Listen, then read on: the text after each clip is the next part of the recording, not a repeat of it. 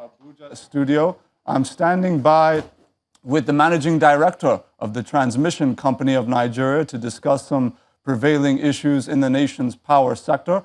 Mr. Gur Mohammed, you're very welcome to the program, sir. Thank you very much. Thank you.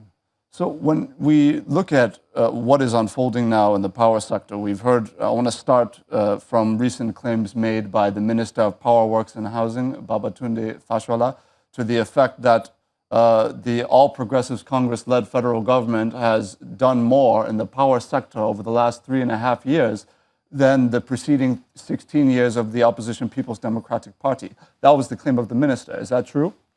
Yeah, I think you have to understand the context under which the minister spoke.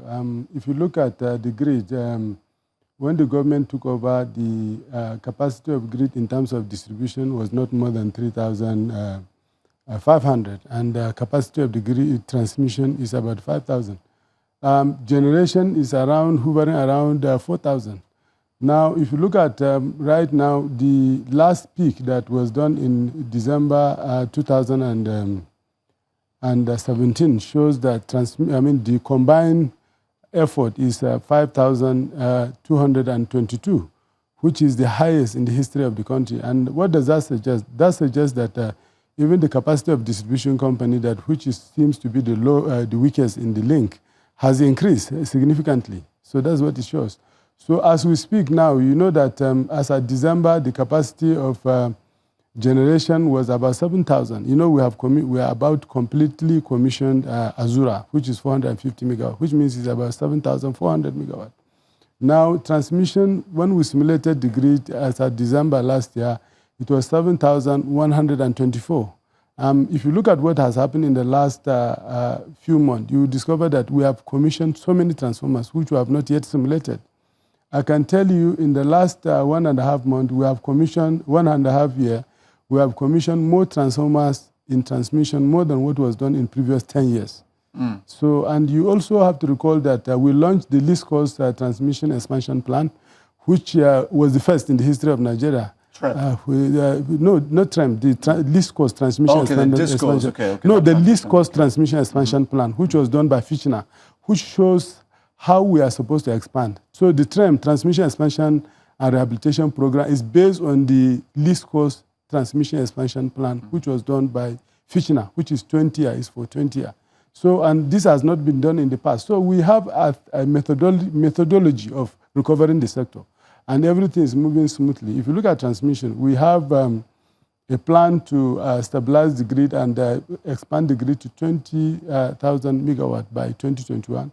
And we are putting redundancy all over the country. You know, when the stability is about investment, we have what we call N-1. N-1 means that you have, anywhere you have the need for 60 kVA, 60 MVA, you put 60 times 2.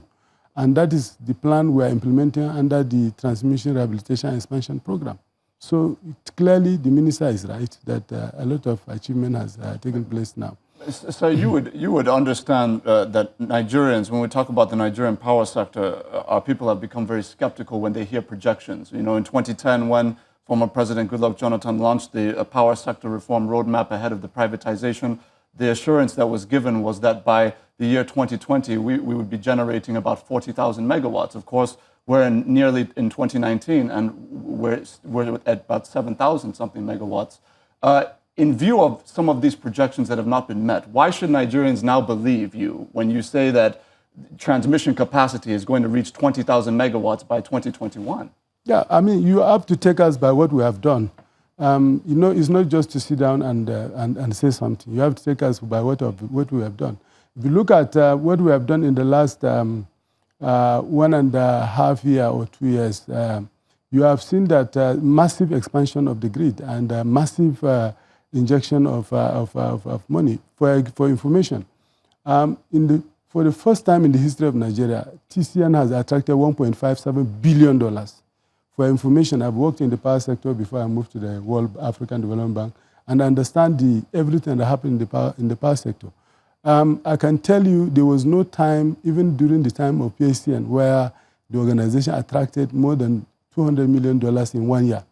So this is what I want to tell you, things have changed. We are not doing things the way it is done before. Recall that we have 800 containers in the port, which were stranded in the port. Some have been there for over 15 years. Some have been auctioned to some people. You recall that in the last 1.5 years, we have recovered, in fact, as at last week, we have recovered 708 out of the 800 containers. So this is the way we are working. So take us by what we have done, not by our projection. If we project, look at what we have done. If you look at right now, we have installed more transformers than what has been done. Let me take, for example, for Lagos, for example. I'm sorry, sir. Yeah. I certainly don't want to break your thought, but we need to take a short break. Please hold your thought, and you'll conclude it certainly when we come back. Thank you. Our viewers, please do stay with us.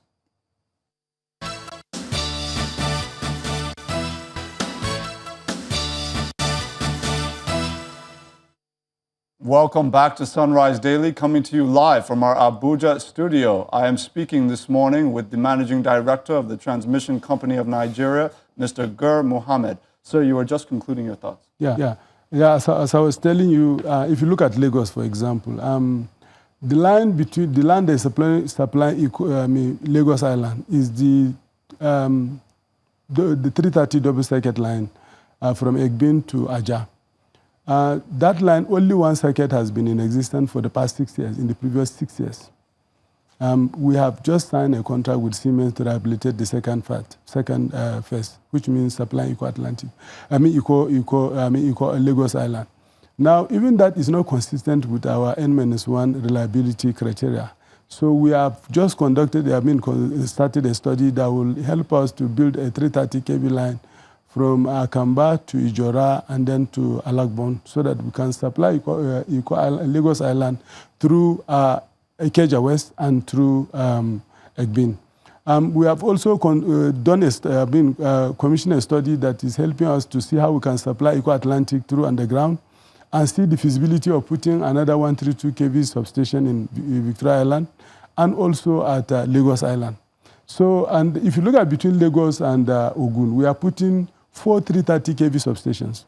The study has been completed, the finance has been raised, everything has been. The only problem we have is the compensation for the right of way that is very high, that we are working with the Ogun State government to see how we can reduce it and pay them so that we can go ahead.